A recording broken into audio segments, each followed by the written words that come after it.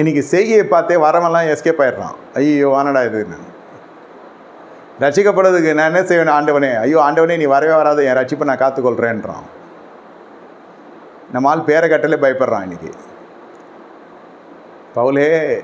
பவுலே சவுலாக இருந்தது பவுலாக மாறுச்சு, அதெல்லாம் கரெக்ட்.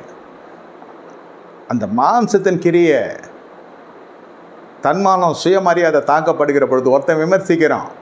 சாணியை கரைச்சி மேலே ஊற்றுறது, வட இந்தியாவில் ஊழியம் செய்கிறப்போ எல்லோரும் ஊற்றிருக்காங்க, நம்ம ஐயோன்னு ஏதோ அது ஒரு செய்தி, அது உண்மை சம்பவம் தான், இல்லைன்னு சொல்ல.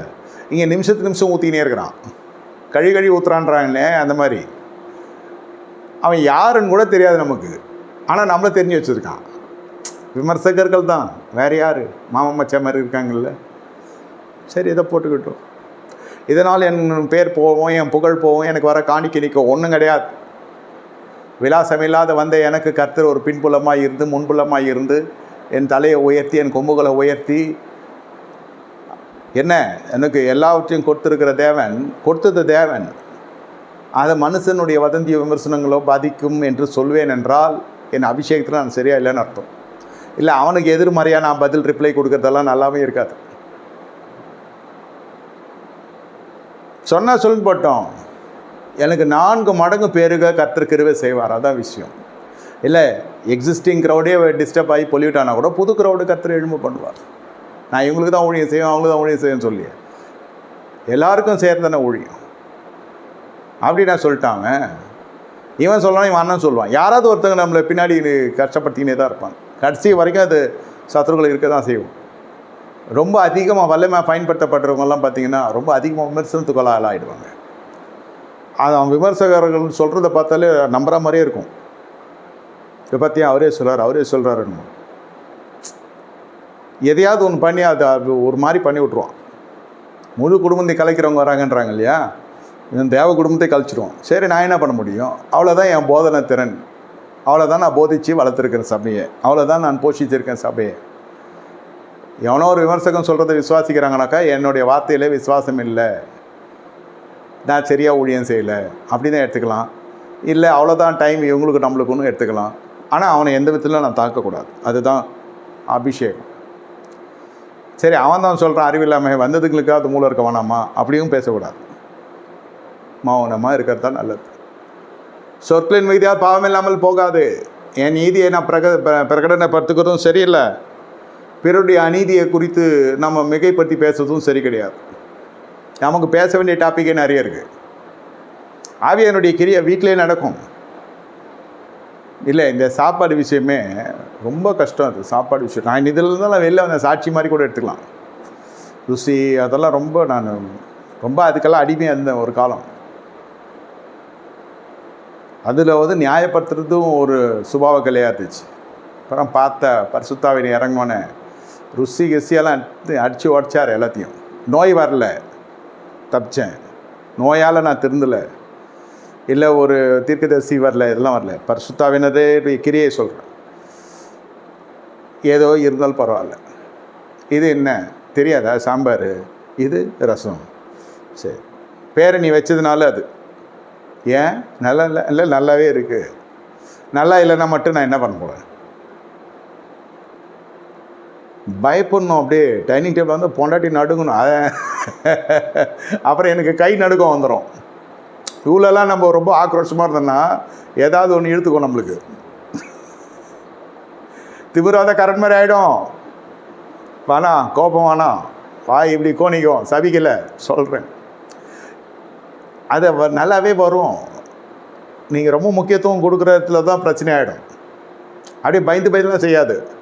வாண்டடாகவே நியாய தீர்ப்பு நடக்கும் சமையல் ரூமில். பார்த்துக்கலாம், என்ன ஓவராக பேசுகிறாரு. நம்ம வீட்டில் சொல்ல பொதுவாகவே கோவம் வந்துடும் இல்லையா? மற்றவங்களை நீங்கள் கோவப்படக்கூடாதுன்றது எந்த அளவுக்கு சத்தியமோ, மற்றவனுடைய கோபத்தை தூண்டாத அளவுக்கு வாழ்க்கை நடத்துறது ரொம்ப சாமர்த்தியம். அது சாமர்த்தியன்றது என்னென்னா ஞானம். யாரையும் கோவப்படுத்தக்கூடாது. நீங்கள் கோவப்படுத்திட்டீங்க, கலவரம் ஆகிடும். நண்டு சிண்டெல்லாம் எழுந்துடும். அப்புறம் பெரிய பிரச்சனையாகிடும். ஆமாம், கோவப்பட்டு மனைவியை தாக்கிட்டான் புருஷன்னு வச்சுக்கோங்க, பிள்ளைங்களாம் அந்த பக்கம் போயிடும். இவன் சுயேட்சை எம்எல்ஏ ஆகிடும். ஜெயிச்சானா கூட பரவாயில்ல, தோற்றுருவான். அப்புறம் மனைவி சரியாகணுன்னா தான் கூட்டணி வந்து மறுபடியும் ஃபார்ம் ஆகும். இது எல்லார் வீட்லேயும் நடக்கிறது இது. அதையும் கோவப்படுத்தக்கூடாது, நம்மளும் கோவம் அடையக்கூடாது. இதுதான் பரிசுத்த கிரியை. நான் பீகாருக்கு போகிறேன், நான் ஹரியானா, அங்கேயும் நம்ம வீட்டிலே இருக்குது. எல்லா காட்டு மிராண்டியும் நம்ம வீட்டில் இருக்கிறாங்க. நம்ம வீட்டில் இருக்கிறாங்க துன்மார்க்கன், நம்ம வீட்டிலே இருக்கிறாங்க எல்லாம். நம்ம வீட்டில் கூட வேணாம், நமக்குள்ளே இருக்கிறான். ஒரு ஒரிசாக்காரன் இருக்கிறான், ஒரு பீகார்காரன் இருக்கிறான். அவன் நாகரிகம் இல்லை, அவன் காட்டில் இருக்கிறான், காட்டுவாசி. டேய், நம்மளே அப்படி தான் இருக்கிறோம். ஒரு வாட்டி ஏதோ ஒரு மாம்சம் சரியாக வேவலை, மொத்த சமையலும் வேஸ்ட்டாக போச்சு ஒரு வீட்டில். இதெல்லாம் ஒரு 20 வருஷத்துக்கு முன்னே நடந்துச்சு. மொத்தத்தையும் கொண்டு போய் பிரதர் கொட்டிட்டார். அவர் பிரதர் அப்புறம் எனக்கு ஒரு அங்கிள், அதாவது அங்கிள் தான் வயசாகுது இல்லையா, சொல் ஏற்கனவே மொத்தத்தையும் கொட்டிட்டான் அந்த மனுஷன். அடப்பாய் மனுஷன், என்ன வேறு சாப்பாட்டை கூப்பிட்டு, என்ன இது பாஸ்ட் வந்திருக்கிறார், பாஸ்ட்டுக்காக ஒரு செயலே இது நான் ருசி, மொத்தத்தை எடுத்து போய் கொட்டிட்டார். சரி சோறாவது வைப்பார் பார்த்தா சோறையும் சேர்த்து கொட்டிட்டார். சாம்பாருக்கும் பாரு, கறி கறி எல்லாத்தையும் ரோட்டுக்கு போயிடுச்சு. விடுங்க பிரதர், நம்ம ஹோட்டலில் சாப்பிட்டுக்கலாம். இந்த மாதிரி பண்ணிட்டாங்க. ஐயோ, எனக்கு அவமானமாக இருக்குது. அந்த அம்மா அவமானப்படுத்தப்படுறது என் கண் எதிர்க்க பார்க்குறேன். நான் வேறு இருக்கிறேன். ஃபுல்லி போயிட்டார், இவர் மாம்சத்தில் இறங்கிட்டார். நான் பிடிச்சி நிறுத்தி கை கலப்பு வரைக்கும் போயாச்சு. அந்த அம்மா அழுகுறாங்க. இந்த பாவி ஏன் தான் வந்தோன்ற மாதிரிலாம் நினைப்பாங்க. சரி சரி எல்லாம் சாதத்தை பண்ணி சமாதானம் பண்ணி, அப்போ இந்த சுகி பிக்கி எல்லாம் கிடையாது. ஓடணும் ஹோட்டலுக்கு. சரி பரவாயில்ல, நம்ம ஜெபம் பண்ணிட்டு போகலான்ட்டு மறுபடியும் அந்த அம்மாவை சமைக்க வச்சு எல்லாம் சாப்பிட்டுட்டு எல்லாம் போயிட்டா. அப்புறம் கொஞ்ச நாள் அந்த அம்மா இறந்துட்டாங்க. வேறு நியாயமாகவே இயற்கையாகவே இறந்துட்டாங்க. பசங்களாம் கல்யாணம் ஆகி போயிட்டாங்க. இவர் தனியாக இருக்கார். ஒருவேளை சாப்பாட்டு கஷ்டப்பட்டார். ஒருவேளை கவலை சாப்பாட்டுக்கும் ஒரு டம்ளர் தண்ணிக்கும் கறி மீனெல்லாம் சாப்பிட்டு நிறுத்திட்டார். மனைவி இருந்தோன்னே சமைச்சு கொடுக்க ஆள் இல்லைன்னு இல்லை, பயம் உயிர் மேலே. எதுனா ஆயிடுச்சுன்னா என்ன பண்ணுறது? 20 வருஷம் கழிச்சு நான் பார்க்குறேன். எதெல்லாம் பல நாட்டுக்கெல்லாம் போய் கான்டாக்ட் கொஞ்சம் டிஸ்டன்ட் ஆகிடுச்சு. நான் ஊரில் இருக்கிறது இல்லை, அதனால். அப்புறம் போனால் இந்த மாதிரி வீட்டம்மா இறந்துட்டாங்க எல்லாம் கேள்விப்பட்டேன். 10-15 வருஷம் 20 வருஷம் ஆயிடுச்சு இல்லையே நம்ம பார்த்து. நம்ம கடைசியாக ஒரே வாட்டி தான் போனேன். இந்த மாதிரி சாப்பாடு தூக்கி போட்டு வச்சோன்னு பயம் வந்துடுச்சு நம்மளுக்கு. சப்போஸ் அந்த குழம்பு என் மனசாட்சி சொல்லிச்சு, அருள் நல்லா கொதிக்க குழம்பு தூக்கி ஊற்றுறானே அந்த ஆள், ரோட்டில் ஊற்றிட்டாரு. என் மேலே ஊற்றிருந்தாருன்னா கோவத்தில் என்ன பண்ணுறது? இது மாதிரிலாம் எனக்குள்ளே சிரிப்பு வந்துடுச்சு. அப்படியே எப்படியோ பார்க்கல. அதுக்கப்புறம் கடைசியில் சொல்கிறார், 20 வருஷம் கழிச்சு பார்த்தோன்னே, இதே வீட்டில் நீங்கள் வந்தீங்க, சாப்பாடெலாம் தூக்கி போட்டு உடச்சேன். இன்றைக்கி ஒரு வேளை சாப்பாடு இல்லை. ஆமாம், அம்மா கர்த்தருக்குள்ள நித்திரை அடைஞ்சிட்டாங்க இல்லையா, கேள்விப்பட்டேன். Wrong age. அப்புறம் ஒரு பொண்ணை பார்த்து கல்யாணம் பண்ண முடியுமா பிள்ளாண்டனுக்கு? சொல்கிறேன். கட்சியில் அந்த தனிமை ரொம்ப கஷ்டப்பட்டார். பணம்லாம் இருக்குது, பென்ஷன் இருக்குது, எல்லாம் இருக்குது, வீட்டு வாடகை இருக்குது, எல்லாம் இருக்குது, பிள்ளைங்க இருக்காங்க, எதுவும் பக்கத்தில் இல்லை. கேஸ் பற்ற வைக்கிறேன், கை நடுங்குது. சாப்பாடு வடிக்க முடியல. ஒரு வாட்டி வடிக்க பார்த்தேன், கையிலலாம் ஊற்றிக்கினேன் கஞ்சி தண்ணி. குக்கரில் வைக்கலாமே அங்கிள், குக்கரில் வச்சா எனக்கு பிடிக்காது. இன்னும் கூட என்ன உனக்கு ருசி கேட்குது? ஆபத்தான விஷயத்தில் இருக்குது. குக்கரில் வச்சா அது ஒரு சொன்னார் ஒரு வார்த்தை, நான் சொல்ல விரும்பலை. குக்கரை பார்த்தோன்னே ஒரு வாரம் நான் குக்கர் பக்கமே போகல. குக்கரை பார்த்தாலே அப்படி இருந்துச்சு. யார் மேலேயும் நம்பிக்கை இல்லை. சரி இப்போ தான் ஸ்விக்கி வந்துக்குது, புக் பண்ணி சாப்பிட்டேன்.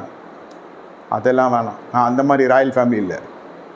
நானே சமைப்பேன், நானே சாப்பிடுவேன். அதுதான் முடியலையே.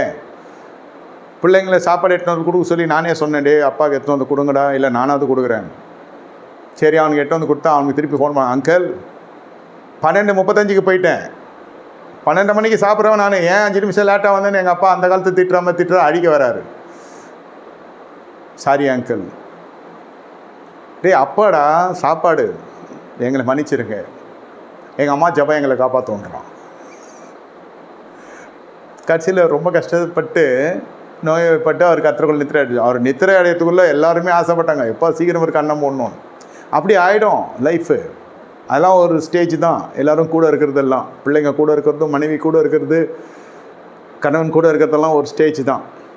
இருந்தால் நல்லது, தீர்க்காயுசாக இருந்தால் நல்லது. பிள்ளைங்க திருமணமாகி போனோன்னு அப்புறம் அந்த முது மேலே யாராவது ஒருத்தர் இருப்பாங்க. அப்போ அந்த நினைவுகள் நம்மளை ரொம்ப கொண்டுடும். அவங்க இருந்தப்போ நம்ம இப்படியெல்லாம் பேசுகிறோமே, அவங்க இருந்தப்போ இவ்வளோ சிறுமைப்படுத்தினமே. காப்பி இல்லாட்ட வந்தால் கோவம் வரும். காப்பி வரப்போ பேப்பர் வரணும், பேப்பர் வரப்போ ஐஸ் வாட்டர் வரணும், ஐஸ் வரப்போ பிஸ்கட் வரணும், அப்புறம் கேக் வரும். எதுவும் தின்ன போகிறது இல்லை, எல்லாம் வரணும்.